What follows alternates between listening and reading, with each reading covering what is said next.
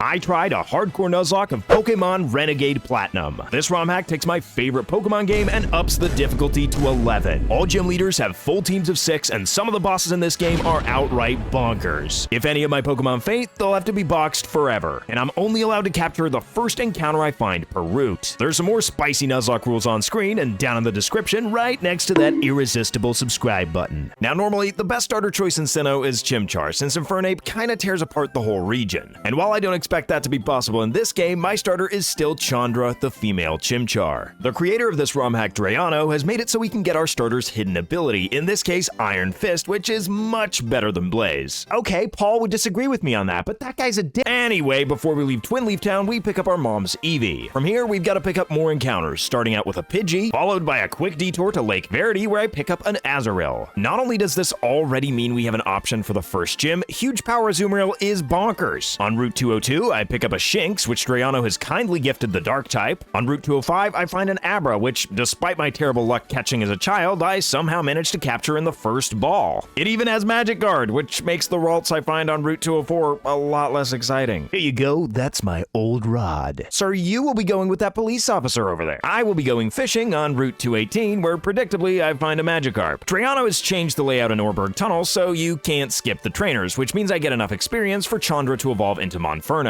After the fight, I also run into my encounter, a Riolu. Out of all the encounters you could get before Rourke, this is the one you want. My original plan for Rourke was to get the guaranteed gift from Steven, who we find where they're digging for rocks. The guy loves rocks. Collecting rocks gets his rocks off, and he gives us a rock. It's a nice rock. A lot nicer than the rock I find in Orberg Mine, which is an Onyx, a disgrace to all rocks. To prepare for the gym, I run around like a maniac in order to evolve Azurill. But more importantly, Max Friendship already lets us evolve Riolu into Lucario. Having a Lucario in base Platinum before Rourke would just outright win you the gym. In Renegade Platinum, however, Drayano has given Lucario adaptability. He also lets you pick up the TM for Brick Break in Orberg Tunnel, which is a combination that Rourke simply cannot beat. Even without Double Stab, what's his Legion of Pet Rocks gonna do against a fighting Steel type? Defeating Rourke increases the level cap by quite a bit, allowing us to already evolve Yuriko into Huge Power Azumarill, which sadly is terrible against Gardenia. So it's a good thing that Shurikai evolves into Metang at level 20, since Steel Psychic is exactly what we need. Because this is my first time playing, I had no idea you can just get all the Kanto starters by answering this quiz. However, because of the Nuzlocke rules, we're only allowed one Pokemon per area, so I decided to go with Bulbasaur. I don't end up getting the hidden ability, but that secondary poison typing should be great to take on Gardenia. Similarly, once we reach Floaroma Town, we get our choice of Johto starter, and to round out our starter type trio, I end up picking Totodile. Not only does this thing have Intimidate just like Shinx, Drayano has also given its evolutions the Dark type. From there, I head to Valley Windworks, where my encounter is one of Gen 1's finest Pokemon, Voltorb. You know, the ball Pokemon, from back when Pokemon designs peaked in the first generation. It looks just like a Pokeball. Absolute peak. Before reaching Eterna, we're roadblocked by Commander Mars, but her Pokemon are completely walled by Shurikai, and Ishin easily takes care of her normal type Purugly. This means we have to traverse Eterna Forest, where we can find the old chateau. And as long as we use repels, we can guarantee that our encounter is Rotom. Unfortunately, we can't change Rotom's form until after we beat Gardenia, which means it's not quite going to be as useful as you might think. We have to go through Mount Coronet to find Gardenia, where I first pick up a Moonstone. I then make sure to use repels all the way to this body of water, since Drayano has made it so that Feebas is a guaranteed encounter. He also conveniently put the Prism Scale to evolve it right next to it. To my great surprise, we're then actually able to go to Route 16, where I capture a Sneasel. Then once I actually find Gardenia, we're finally allowed to take on the second gym. Gardenia's team is much more threatening than Rourke's, but I still feel we've put together a very strong team to counter grass types. Gardenia starts with Blossom, so I lead with Chandra to get some chip damage with Fake Out. Because Chandra is faster, I plan to try and trick the AI by going for Substitute, as Blossom tries to slow me down with Stun Spore. In this challenge, I'm not allowed to use any moves that set up my stats, so I'm gonna need every edge possible. I was kinda hoping Blossom would just continue going for Stun Spore here, but eventually goes for Dazzling Gleam, taking care of my Substitute. This means my strategy isn't entirely foolproof, but I decide to set up a Substitute again as Blossom just Stun Spores. I now go for a Flame Wheel, hoping it'll be enough to take it out, but it leaves Blossom with just enough HP to survive. Blossom just wastes the turn by going for Stun Spore anyway, so it kinda works out in my favor since Gardenia burns one of her super potions. A second Flame Wheel gets Blossom down into the red, and because Chandra's faster, we can simply take it out with a third. This means everything's working according to plan. We've taken out Blossom and faced the second Pokemon Roserade with a Substitute intact. intact. Now that substitute's of course immediately going to get destroyed by a super effective extra sensory, but it does give us a free hit. Unless we get a crit, it's never going to take Roserade out, but it does enough to activate Citrus Berry and not even get Roserade above half health. Without a substitute, I definitely need to swap out since extra sensory would be a one-shot, but Shurikai Quad resists it, which means it does barely any damage at all. In fact, Shurikai resists every single one of Roserade's moves, which is why I was so surprised when Magical Leaf did a ton of damage. I go for Aerial Ace instead of Zen Headbutt for the 100% accuracy and just barely miss out on the KO. This ends up punishing me a ton for no good reason since the next Magical Leaf crits me down to just 3 HP. I'm able to pick up the KO with an Iron Head, but this basically means that Shurikai is benched for the rest of the fight. Gardenia sends in Cherrim, which I'm expecting to just go for any attacking move to take me out, so I swap into Chandra, who tanks an Energy Ball. I then go for a Fake Out just to get that little bit of extra chip damage. I now expect Cherrim to go for a Sunny Day, which kinda helps Chandra out more than it helps out Gardenia, since not only does it let me set up Substitute, but it also doubles the power of her Fire-type moves. With the power from the Sun, Weather Ball is now more than enough to take Chandra out, but because we set up that Substitute, it just takes the hit for us and we can take out Cherrim with a Flame Wheel. Next up is Grottle, and realistically, I probably should have just gone for the Flame Wheel, but I was really fearing the Bulldoze, so I swap out into Pidgeotto. I fire off an Aerial Ace, but it doesn't even do half, and Grottle even gets recovery back by hitting me with a Leech Seed. Knowing the moveset of this disgusting Protect stalling monstrosity, I decide to immediately swap out into a Protect. I then go for Sludge, which does way more damage than I expected, taking Grottle deep into the red as it just hits me with a Bulldoze. This lets Grottle outspeed with a Bulldoze the next turn, taking me down low before I can take it out with another Sludge. This means we've taken out 4 of Gardenia's Pokemon, but our team's really taken a beating. Second to last is Tangela, and because Slimefoot's so low, I decide to swap out into Ishin, who unfortunately gets immediately paralyzed by a Stun Spore. Unfortunately, my bad luck doesn't end there, since after getting hit by a Shockwave, I'm fully paralyzed. After being struck by a second Shockwave, I managed to at least break through, but Return doesn't deal very much damage, so I'm forced to swap out. Unfortunately, I just don't have a good switch in at this point. Most of my team is at super low health, so I'm forced to swap in Pidgeotto. And this little maneuver doesn't end up working out very well for Pidgeotto. I don't think the crit mattered, but it definitely makes me feel worse about it. I send in Chandra next, who can get some free damage with Fake Out and a bit of leftovers recovery. I then go for Flame Wheel, taking out the Tangela and leaving Gardenia with only her final Pokemon, Breloom. Not only is this thing an absolute damage-dealing menace with Technician, but it also has Spore, which means because Flame Wheel fails to take Breloom out, I simply get put to sleep. Well, this is bad. Everything else on the team is either heavily damaged or takes quad effective damage from Mach Punch. I have to switch, so sadly, this is the end for Slimefoot. Gardenia does end up going for a Super Potion instead of Mach Punch, but we're still just dead the following turn. Breloom connects and the run is simply over.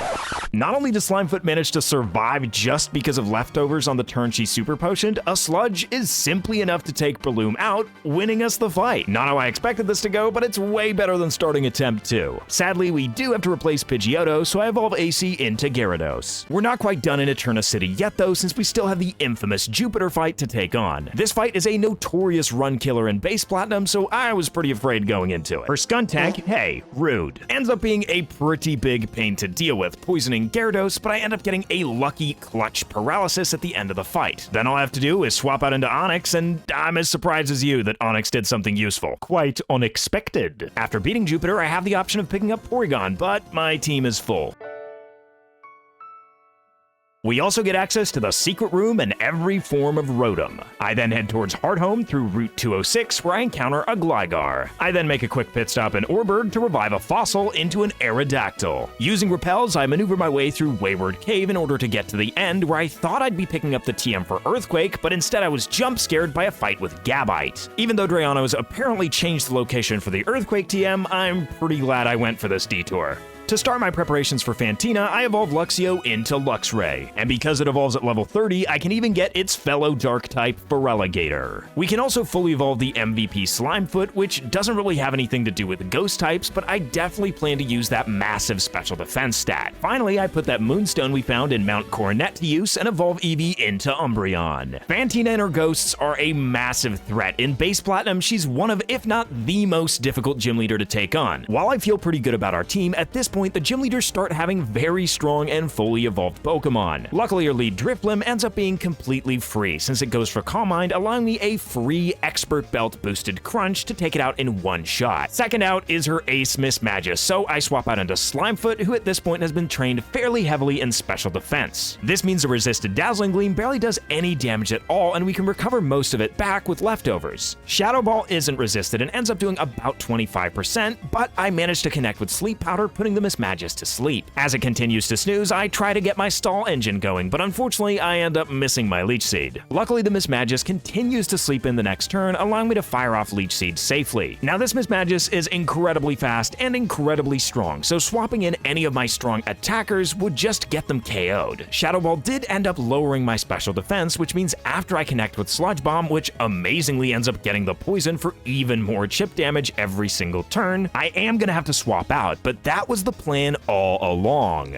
Shadow Ball is Mismagius' strongest move, which isn't very effective against Yoshimaru. This means we can get all of our health back easily between Leech Seed and leftovers. From here, however, Mismagius does have a super effective move in Dazzling Gleam, so I'm gonna have to swap in Slimefoot. Now, of course, being at such low health, Fantina ends up healing up with a Hyper Potion, but that doesn't really hinder my strategy since I can just swap between Slimefoot and Yoshimaru until eventually Mismagius goes down to Leech Seed damage. With Mismagius defeated, she sends in her third Pokemon, Dusclops, so I swap out into Siri. I unfortunately end up getting burned on the switch, which makes Siri a lot less useful for the rest of the fight, but 2 crunches are still enough to take Dusclops out. Fourth out is Gengar, and this thing is her second massive problem. Expecting to be taken out by a Dazzling Gleam though, I can easily swap into Slimefoot to resist it, and it barely does any damage at all. It then connects with a neutral Sludge Bomb, dealing a lot more damage as I manage to put it to sleep with Sleep Powder. As Gengar sleeps, I set up my Leech Seed, which this time connects the very first try. Gengar then wakes up and hits me with another Sludge Bomb, but my plan was to just spam Sleep Powder until Gengar woke up to put it back to sleep once again. Now that I know it's gonna stay asleep for a turn, I swap out into Dramoka, who's able to outspeed and then take out the Gengar with a Crunch the next turn. Next out is her Spiritomb, which I do manage to get a bit of damage on with Dramoka before swapping out into Yuriko. I end up getting burned on the switch, which is pretty annoying and means that after taking Spiritomb out, I'm pretty much forced to swap out. However, the only Pokemon she has left is Banette, so after dealing a bit of damage with Aqua Tail, swap out into the only team member that hasn't been used in the fight yet, Galta. I then simply crunch the Banette to claim my third gym badge. Moving towards Veilstone City, I pick up a Duskull in the Lost Tower. I then head to Salacion Ruins, where I pick up unusable things like the TM for Calm Mind and an unknown D. Moving forward, I find a Razor Fang we can use to evolve Gligar, and since the level cap is at 39, I begin my preparations for Maylene by evolving Tulane into Alakazam. I then evolve Elspeth into Gardevoir, Sliver into Milotic, and Atraxa into Gliscor. And thus I've assembled the Keepers of the Peace, the ultimate anti-fighting team that I'm going to use to fight Maylene. Medicham begins by fake-outing Elspeth, which actually kind of does a lot of damage because her defense is non-existent. The next turn, I simply outspeed with a Moonblast, which even if it hadn't crit, would have taken Medicham out in one clean shot. Toxicroak is second, but this thing is quad weak to Psychic, so it instantly drops as well. Third out is Lucario, and I decide to just gamble, going for a Hypnosis, which actually ends up connecting. Honestly, not the best idea considering my previous accuracy in this run, but I end up going for it anyway and then swapping out of Elspeth into Atraxa. Lucario just continues to sleep, so I fire off an Earthquake, which just barely doesn't take it out. This is because of a held Focus Sash. However, because Maylene Hyper Potions the next turn and the Sash is consumed, a second Earthquake just takes Lucario out. Fourth out is Machamp, and this Guts monstrosity is something I need to deal with as quickly as possible, and luckily Aerial Ace deals way more than half. It strikes me back with a double power payback, but because Atraxa is so bulky, it basically does no damage at all. The reason I need to deal with this thing fast is because it's holding a Toxic Orb, activating its Guts ability. Luckily, I'm just in time to take out Machamp with an Aerial Ace. I guess Maylene hasn't learned that Poison and Atraxa spell bad news for you. Infernape comes in next, hitting me with an Iron Fist boosted Fire Punch, which actually does deal a fair amount of damage. However, we were completely safe from a crit, and the only thing that could have been bad would have been Burn, but we end up taking care of Infernape. Last out is Gallade, which just barely hangs on after an Aerial Ace and annoyingly sets up a Reflect. Maylene then heals, but luckily for me, my second Aerial Ace ends up getting a crit, granting me the fourth gym badge. As I leave Veilstone, I randomly talk to this guy who gives me a Choice Band. While I'm at it, I talk to this guy who gives me a scarf to match my headband. My encounter on Route 212 is a Lombre. They really nailed it, calling it the Jolly Pokemon. Looks like it's having a blast. Since we now have to prepare for Wake, I evolve Armageddon the Voltorb into Electrike, Electrode. Such a great design. And Omnath the Lombre into Ludicolo. This is the point in the game where things start to get kinda crazy. In Wake's gym, the water gym, it's permanently raining, meaning that all his water types get double power. Omnath also gets double speed with Swift Swim, so I knock off Quagsire to get rid of its Rindo Berry. This is important to do first since Quagsire would have been able to survive Giga Drain with that Rindo Berry, but since I sequenced things the way I did, I can take out Quagsire and get all my health back that I took from Ice Punch.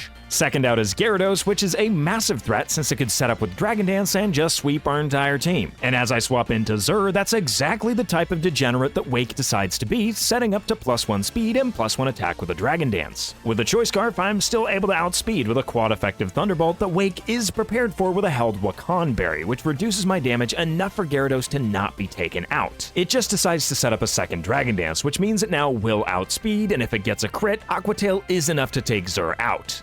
So that could have been bad, but luckily Zur pulls through and takes out Gyarados with a second Thunderbolt. Third is Wake's own Ludicolo, so expecting an Energy Ball, I swap out of Zur into Omnath. My plan was to outvalue this thing with Giga Drain to always have more health, but Ludicolo ends up getting a critical hit that leaves Omnath with just 10 HP. I'm in pretty big trouble here, but luckily I prepared for such a catastrophic situation. The plan involves swapping out of Ludicolo into Armageddon, who's gonna have to take the full force of a double power Hydro Pump, which it will always survive because of a held Focus Sash. From there, Ludicolo has 70 base speed, which in the rain puts it at 140. Electrode's base 150 means we always outspeed and can do what Game Freak intended. Gen 4 Explosion is incredibly powerful, and there's no way this Ludicolo is surviving, getting us out of that pickle at the cost of Electrode. Electrode going down actually kind of works out for us since we get a free switch into Sliver into Wake's remaining 3 Pokemon. Our physically bulky Milotic can easily take hits and put the Floatzel to sleep, dismantling it with a couple of Moonblasts. Fifth out is Poliwrath, which, of course weak to Moonblast, gets pretty much instantly destroyed. Finally, we face Sharpedo, which is also weak to Moonblast, but survives because of its Focus Sash. Wake decides to stall his inevitable fate by going for Waterfall and actually getting a flinch, so I swap out into Yuriko since the Sharpedo is at 1 HP and end the fight with an Aqua Jet. Cost me a Pokemon, but man was it worth it. With Wake defeated, there's a lot of boss fights ahead of us, so I'm glad that we can finally evolve Monferno into Infernape.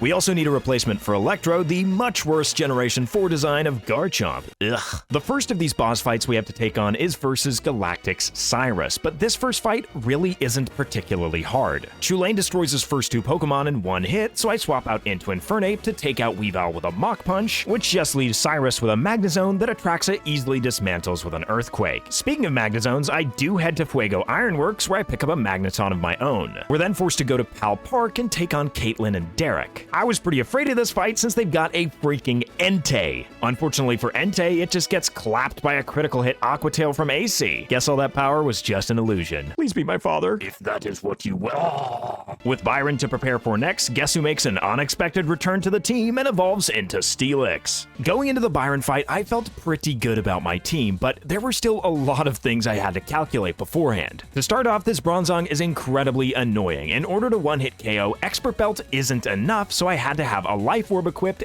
and train Chandra all the way to 252 attack EVs. Taking out Steelix with a flamethrower should be fine, but because Chandra has a jolly nature, I had to train her a little bit in special attack as well just to guarantee that KO. With our first 2 Pokemon out of the way, Aggron is third, and because this thing has a Focus Sash, I can't just stay in and fire off a super effective fighting type move. I do expect it to go for an Aqua Tail, so I can very safely swap into Zur, who would also dodge an Earthquake with Levitate. I then outspeed with Will-O-Wisp, which not only halves Aggron's attack, but it also takes care of its Focus Sash at the end of the turn. With the burn, I'm not exactly scared of anything this Aggron can do, even if it critical hits, so I swap out into Garchomp, who resists a Head Smash, which barely does anything. I then simply Earthquake, and the Aggron is done for. Forretress is fourth, so I decide to swap out into Atraxa, who has the quad-effective Fire Fang. The stupid thing manages to set up a few entry hazards before I eventually destroy it. This leaves Byron with his 2 final Pokemon, the first of which, Magnezone, just gets immediately destroyed by Earthquake. weak. Bastiodon is next, so I U-turn out into Ishin, who finishes the job with a close combat, granting me my 6th gym badge. Heading north towards Snowpoint City, I pick up my first encounter on Route 217, a Piloswine. I then go on a temple fetch quest to put this big baby back to sleep, and while preparing for the 7th gym, Shorakai finally evolves into Metagross. Going into the fight versus Candace, our team is not quite as prepared to fight ice types as we've been fighting the other gyms. Even so, half of our team has a great matchup into ice, including our starter Chandra. Candace leads with Abomasnow, which achieves what it's here to do, to set up the permanent hail. It doesn't get to do much more than that though, since a single quad effective Fire Punch takes it out. This brings in her Walrein, so I decide to swap out into Sliver to have an epic stall battle. I begin by poisoning it, but what ends up doing it in is a Moonblast. Walrein couldn't really do any damage to Sliver, but it did manage to put it to sleep with Yawn, which is why I equipped it with a Chesto Berry before the fight to wake up. Third out is Frostlass, and this thing has Thunderbolt, and you know what, sometimes you just need to smooth out your gameplay. Because I haven't lost too many Pokemon, and I don't see Unknown contributing to the run very much, I decided to just sacrifice it in order to get a tempo on this Frostlass. I really didn't want to risk it going for Shadow Ball for some obscure reason and taking out Chulane for no reason, and because I played it safe, I'm guaranteed the KO with a Shadow Ball. Next out is Weavile, and because this thing's Focus Sash died, didn't feel great just swapping into Infernape. Instead, I swap in Sliver, who takes a little bit of damage from an Icicle Crash. Things then start to get a little bit dubious as Weavile sets up a Swords Dance to double its attack, and I recover back most of my health. You got my attention with the first Swords Dance, but with the second, I'm officially scared. I go for a Moonblast, taking Weavile into the red, but not activating its Sash. Regardless, I'm gonna be hit by something the following turn, which ends up being an Aerial Ace. And Technician boosted +4 Aerial Ace deals a lot of damage. I'm very fortunate to have EV trained my defense so high because otherwise my Lodic would be toast. From there, a second Moonblast takes Weavile out, sending in Mamoswine. I realize in this moment nothing on my team wants to take an Earthquake, so I send in Ishin, who luckily gets struck by a Stone Edge. That could have easily been the end of Lucario, but instead Mamoswine falls to a super effective adaptability boosted close combat. The most annoying Pokemon on Candace's team is by far Glaceon. This thing with Snow Cloak and Bright Powder is incredibly tough to hit. To make sure I don't frustratingly lose to some hacks shenanigans, I focus Sash Chulane before the fight to guarantee I survive this Shadow Ball in case it crits and fire back with an Aura Sphere, a move that never misses. And with that strategy, I'm able to claim my 7th gym badge. After the fight, I make sure to evolve Dusclops into Dusknoir because we've got one of the craziest fights in the game coming up. We have to face Mars and Jupiter in a multi-battle together with Barry atop Spear Pillar. Now in the base games, these guys have 3 Pokemon each, or 6 in total, but Drayano has given them 6 each for a spectacular 12v12. A fight like this is incredibly hard to prepare for, so I mostly just made sure I'm not going to get instantly swept by Electivire and then sent it. In the base Pokemon games, you can basically count on your multi-battle partners to be more than useless, but Drayano has actually given Barry some pretty good Pokemon with decent movesets. I lead with Shorakai, who's only able to outspeed the Crobats with a held Choice Scarf, and is able to take out the first one with a single Zen Headbutt. These things are usually incredibly annoying and love to confuse you, so getting them out of the way as fast as possible is preferable. Crobat hits Staraptor with a Brave Bird, dealing a lot of damage to itself with both Recoil and Life Orb. In fact, it's enough damage for Staraptor to just finish it off with a Brave Bird of its own. It even manages to just barely survive the recoil. In comes the dreaded Electivire and Jupiter's Sableye. The real reason I gave Shorakai a Choice Scarf is to outspeed this Electivire. Staraptor just barely surviving also means it baits the Fake Out, which means I'm free to hit Electivire with a super effective Zen Headbutt since Drayano has given Electivire a secondary fighting type. This takes us about as far as I'd prepared, and it went a lot smoother than in my head. However, we still have 9 Pokemon to take on, so I swap out into Sliver as Yanmega's sent in.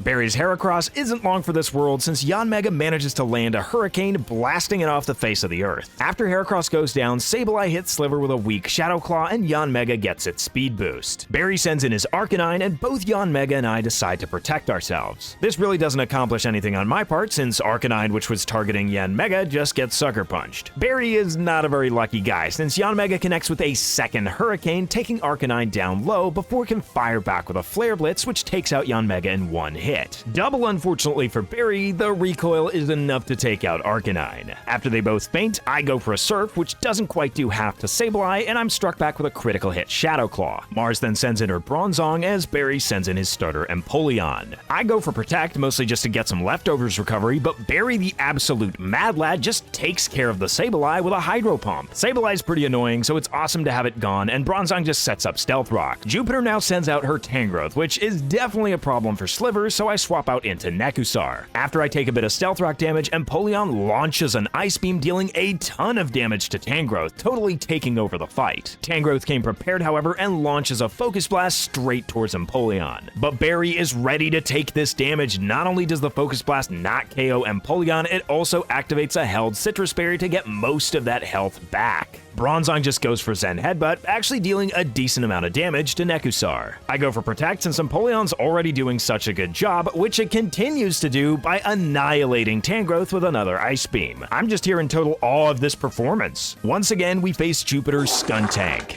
Fearing the Dark-type move, I swap out into Seri, who takes a bit of Stealth Rock damage and then gets an Intimidate off. Skuntank goes for a Crunch, targeting the real threat of the fight, Empoleon, which it doesn't even manage to kill with a critical hit. Empoleon isn't having it for 1 second and launches back a Hydro Pump Skuntank's way, which manages to take it out in one shot. I'm not even doing anything, why am I winning? Seri manages to dodge a Zen Headbutt right before Jupiter sends out Gastrodon. Not wanting to be hit by a Ground-type move, I swap Seri out for AC, and Empoleon launches a second Hydro Pump, this time right into Gastrodon, which isn't quite enough to take it out, but leaving it in the yellow. I dodge said Ground-type move, and finally Bronzong deals with the real threat to Team Galactic. Empoleon goes down, but Breloom is even more fitting for the matchup at hand. Barry wastes no time going for Bullet Seed against Gastrodon, which only needs 1 hit to take it out. I guess I only really needed to plan the first part of this fight because Barry is hard carrying. AC isn't doing too shabby either though, since a critical hit crunch is enough to take out Bronzong from full health. You thought it was over, but they still have tons of Pokemon, sending in Purugly and a second Bronzong. Purugly goes for Fake Out to make Breloom flinch. AC tries her luck with a crunch again against Bronzong, but this time not getting a critical hit, falling short of that KO, dealing just a little bit over half. Bronzong then takes full advantage of the flinch, taking out what's left of Breloom's health with a Psychic. But Barry's not done yet, because he still has Snorlax. AC goes for Protect, and the Purugly then tries to paralyze Snorlax with a Body Slam, but isn't able to do it. My Protect shields me from a Swagger, and Snorlax takes out Bronzong with a crunch of its own. At this point, it's a straight up 2-on-1, so I swap in my Ghost type to fight this normal type as Purugly puts Snorlax to sleep. With a couple of Body Slams, the Purugly manages to get Snorlax deep into the red. I then go for a Will-O-Wisp, burning the Purugly and diminishing its attacking opportunities, as Snorlax sadly just continues to snooze, only getting us a bit of health back with leftovers. But because of the burn, the legend Snorlax survives, and I connect with a Fire Punch, basically dealing no damage at all. Snorlax then wakes up just in time, managing to slack off, getting up to about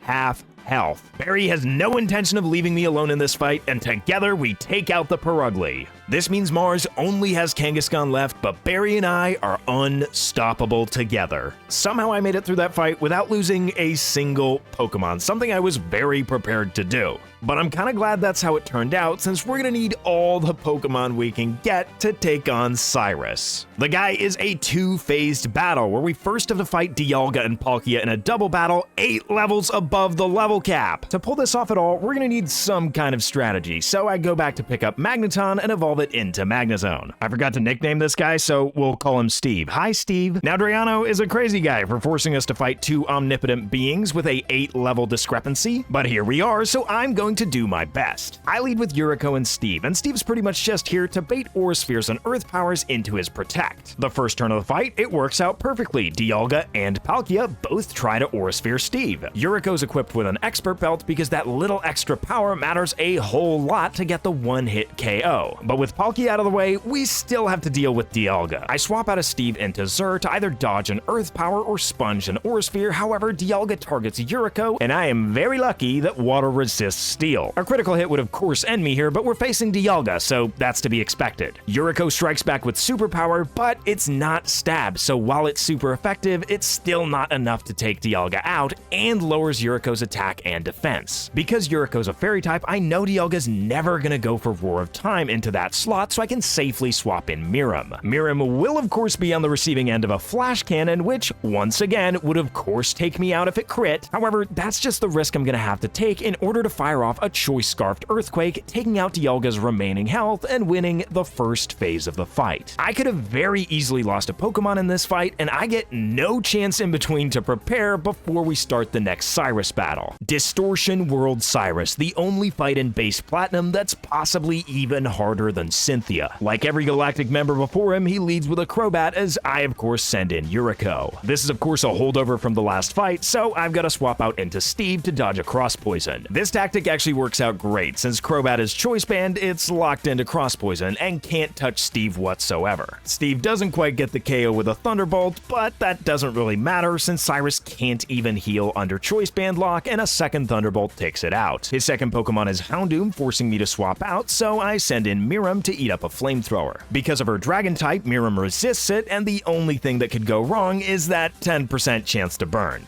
Fortunately, that's not what happens, and Houndoom just gets clapped by an earthquake. Next is his Weavile, which much like Candace's, has a Focus Sash. This basically means I need to jump through a few hoops, first swapping into Zur to get this thing burned and damaged. I then swap into Steve as the Weavile sets up a Swords Dance to try and offset the attack loss from burn. With Icicle Crash, Feint Attack, and Aerial Ace, there aren't really any moves I'm afraid of from Weavile anyway, so I just fire off a Flash Cannon as it sets up another Swords Dance, which clean takes it out. Third, Cyrus sends in Honchkrow, and it kind of makes sense it would go for Superpower against my Steel type, so I send in Yuriko, but the Honchkrow goes for Brave Bird. Superpower wouldn't have been a problem, but Brave Bird deals a massive amount of damage, leaving Yuriko way below half. The only real issue with this is I don't have anything I want to swap into that Brave Bird, so I'm forced to swap back into Steve. I now just have to stay in and I'm at Honchkrow's mercy, but for whatever reason, it goes for Brave Bird again instead of Superpower. I'm not really sure what the big idea is here, but I can just take it out with a Thunderbolt. In comes Gyarados, hitting Magnezone with an Aqua Tail that it just barely manages to survive in the red. This is bad news for Cyrus's Gyarados since it isn't holding a Wakan Berry, meaning Thunderbolt is a guaranteed death sentence. The only Pokemon Cyrus has left is his own Magnezone. Wait, no, not like this. No, Steve, no! Because of Magnet Pull, Steve can't be swapped out. The MVP of these Cyrus fights meets a bitter end right at the last Pokemon. I made it so far through Dialga and Palkia and every single one of Cyrus's other 5 Pokemon.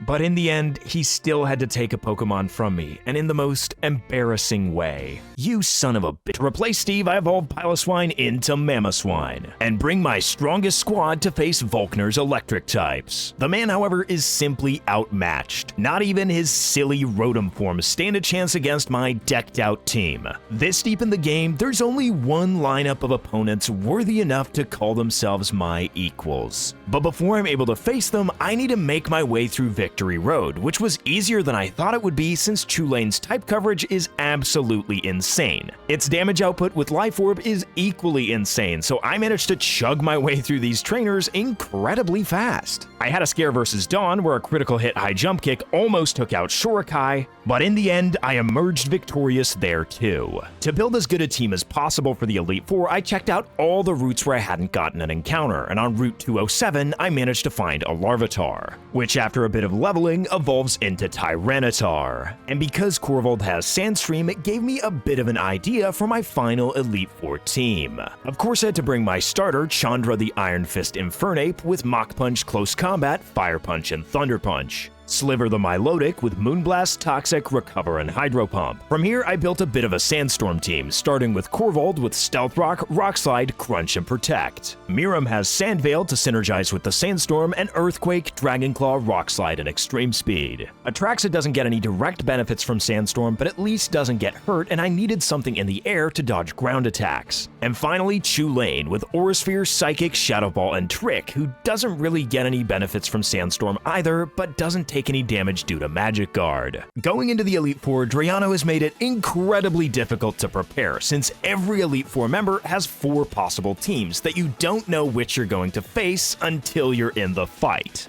Basically, I just had to send it and hope for the best. I lead with Corvold to set up the Sandstorm, but also because she's specially defensive and can easily tank a Bug Buzz and set up the Stealth Rocks. I basically have to do what you do in competitive Pokemon since these teams are incredibly serious. Yanmega ends up protecting the next turn, which actually works out well for me since I get a bit of health back with leftovers. I can then go for a Protect of my own, and the leftovers recovery from this means that I can actually survive a critical hit Bug Buzz and guarantee the KO of this Yanma. Well, as long as I connect with the Rock Slide. Yanmega uses Bug Buzz, and for a second I thought it got a critical hit, but it just ends up putting me in the yellow, and I connect with the Rock Slide to take out Aaron's first Pokemon. Aaron sends in Heracross next, since fighting is quad effective against Tyranitar, so I'm pretty much forced to switch here, swapping out into Sliver. However, Heracross does not go for close combat, instead connecting with a powerful Mega Horn. It even gets a critical hit, but misses the next one, meaning I can just recover up all that health as if nothing ever happened. Heracross connects with another Mega Horn, which does a lot less damage when it doesn't get a crit, allowing me to take it out with a Moonblast. Next out is Drapion, which I'm expecting to go for a super effective Cross Poison, meaning I can fairly safely swap out into Miram. And right away, my Sandstorm strategy pays off, allowing me to dodge an otherwise undodgeable Cross Poison. I then go for an Earthquake, which takes out Drapion immediately. I could probably stay in with Miram against Armaldo, but it's pretty much completely walled by Sliver, so why wouldn't I swap it in? I have to spend a few turns recovering to be at a comfortable level of health to fire off a few Hydro Pumps, eventually getting it into the yellow. However, during the fight, I decide that I actually don't want to take Armaldo out with Sliver, since it would be advantageous for me to have Chandra in for the last two Pokemon of the fight. It's also completely safe to swap in against a quad-resisted X-Scissor and then just take it out with a Fire Punch from there. Second to last is Vespiquen, which takes half of its health from Stealth Rock due to its quad weakness to Rock. Drayano's also given it Intimidate, but at this point it's kinda too late, since an Intimidate isn't gonna stop Chandra from taking out half of Vespiquen's health. Finally, he's got Scizor, which doesn't take a whole ton from Stealth Rock, but even after Intimidate, an Iron Fist boosted quad effective Fire Punch is more than enough to knock out a Scizor. With a clean victory versus Aaron, it's time to take on the second Elite Four member with her ground types, Bertha. Bertha leads with a Powdon to set up the sand, which kinda makes my job here easier. I lead with Chulane, who I've taught the TM for Energy Ball, which together with Life Orb happens to be just enough to one-hit KO Hippowdon. Rhyperior comes in second, but this thing is quad weak to grass and also drops immediately to an Energy Ball. Bertha hasn't quite had enough of this though, since she sends in Whiscash, which also just drops to an Energy Ball. I run into a bit more resistance once she sends in Golem, which is Focus Sash, so I can't just fire off an Energy Ball, and I'm forced to swap into Atraxa into a Stone Edge. Atraxa goes for Earthquake, which isn't enough to break Golem's Sash, but it takes it down into the red. Atraxa is then struck by another Stone Edge that this time gets a critical hit, leaving her at just 10 HP. Bertha goes for a full restore, but I go for another Earthquake, taking Golem back into the yellow. And finally, another Earthquake is enough to take Golem out. Bertha's fifth Pokemon is Donphan, which I really don't want to stay in against at such low health, so I go for a U-turn just to get a bit of chip damage and swap out into Corvold. I was kinda hoping Donphan would go for Head Smash, but it instead goes for a super effective Play Rough, dealing a fair amount of damage. However, I really just swapped to Corvold to bait a Superpower, which doesn't work at all either, and my Lodic gets hit by an Earthquake when it's swapped in. Kind of unfortunate since I now have to waste a bunch of time recovering. However, once I'm at a decent amount of health, I go for a Surf, which ends up just taking out the Donphan at the health it's at. Finally, Bertha only has Gliscor left, which is by far the biggest threat on our team. It damages me with Earthquake, which I just end up recovering back up as it's then poisoned by its Toxic Orb. It goes for another Earthquake, but this time I decide to fire off a Surf, which takes it down into the red, leading Bertha to go for a full restore. I take the opportunity to recover back all my lost health, giving me a chance to go for another Surf after I'm struck by another Earthquake. It's still not enough to take Gliscor out, but at this point, I can just click Surf once again, and we've won the fight. Our third opponent is the Master of Fire, Flint, and here we actually have a great matchup running a sand team.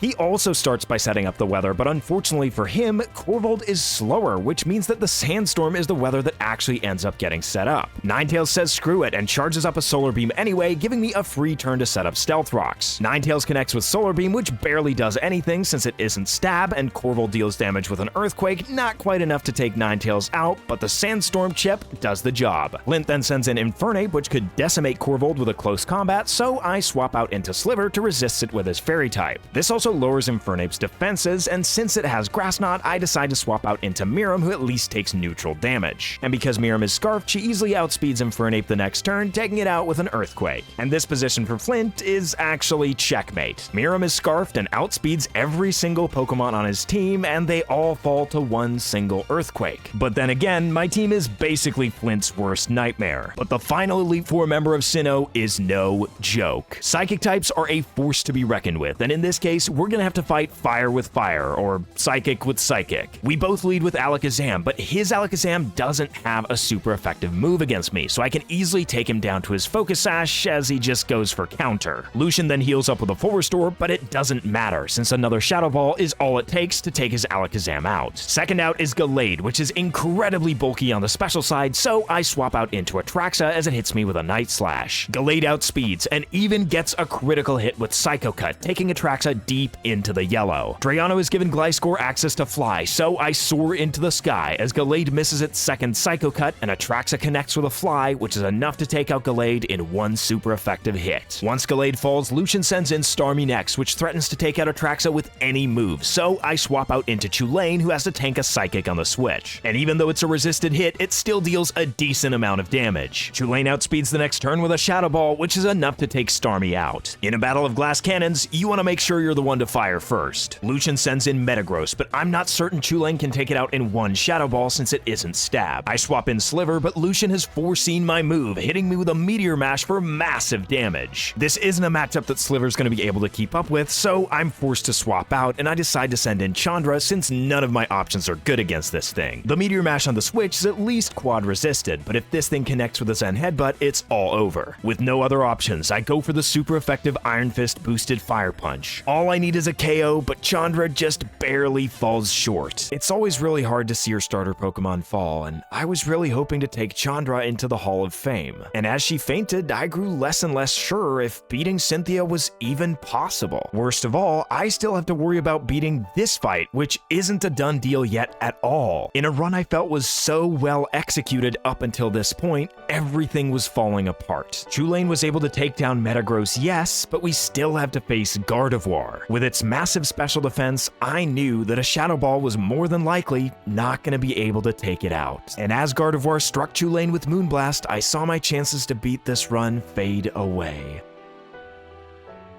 Holy Trubbish, Chulane is absolutely unstoppable. Losing Chandra was a massive hit to the team, and losing Chulane too would have been the final nail in the coffin. And just to rub it into Lucian's stupid face, Chulane even gets a critical hit Shadow Ball to take Gardevoir out in one shot instead. I guess Lucian still has Executor, but what does it matter when Chulane outspeeds and can take it out in one shot, winning us the Elite Four, meaning that there's only one challenge remaining in Pokemon Renegade Platinum. Despite having lost one more Pokemon than I planned to during the Elite Four, I'd made it to the final fight of the run. Perhaps the most infamously difficult champion of all time in an infamously difficult Romhack. I'll have to do my best with the 5 Pokemon I have because whether I win or lose, this fight will decide the fate of the run.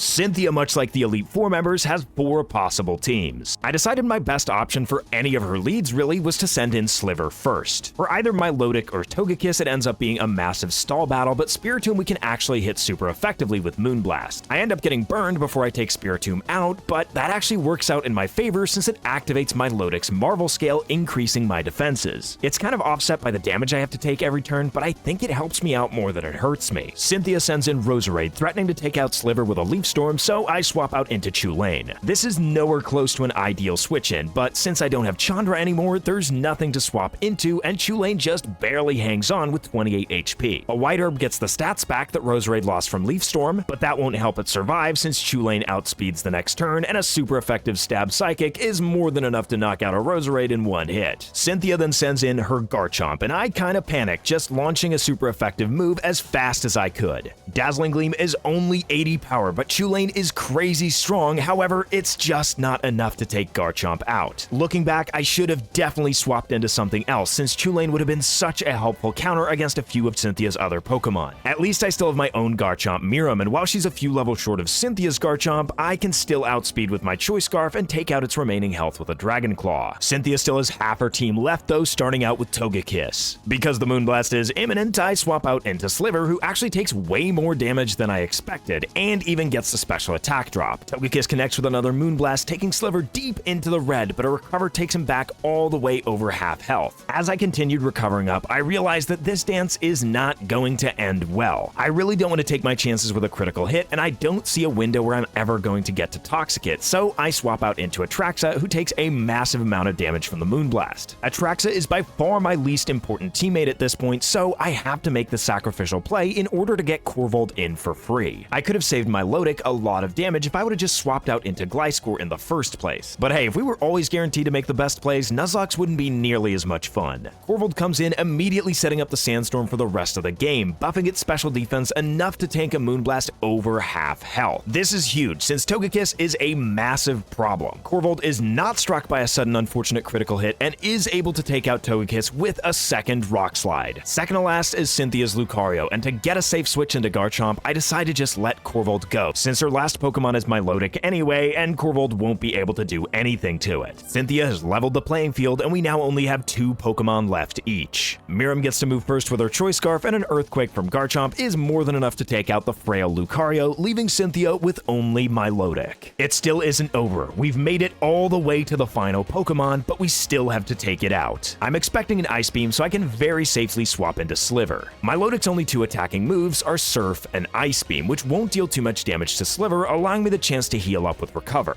Aside from also being able to recover, Milotic's final move slot is Hypnosis, which it won't ever be able to afflict us with because of Burn. In the end, this battle will be decided by who can deal more meaningful damage and who runs out of PP first for Recover. Now, I've used a lot more of my Recover PP, but I've got way better damage with Toxic.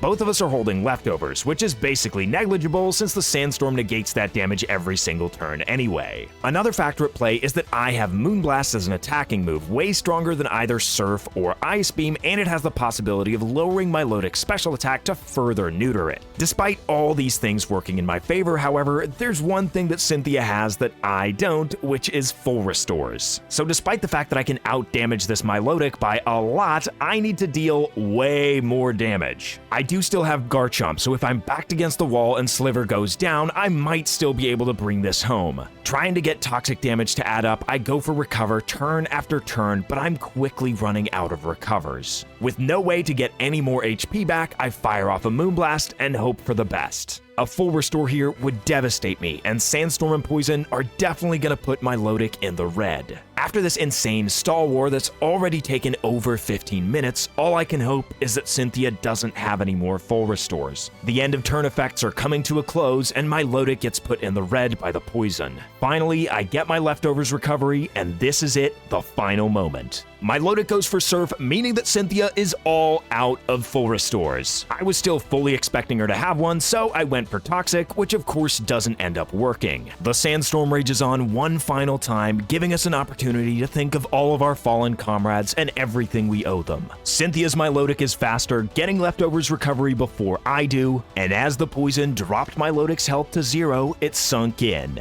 I had just beaten a Pokemon Renegade Platinum Hardcore Nuzlocke. Even though we lost Chandra to Lucian, we managed to pull through just barely with only 2 Pokemon left. I can't even begin to tell you guys how much planning went into this video. Looking up every mandatory fight in the game and going back to the Pokemon Center to get the correct Pokemon took a lot of time. The encounters I ended up actually using in battles were really amazing, and this game is really just the Sinnoh that I've always wanted. So if you guys want to see me do more challenges in this game, let me know in the comments down below and like the video. And until we see each other next time, No, I am your father.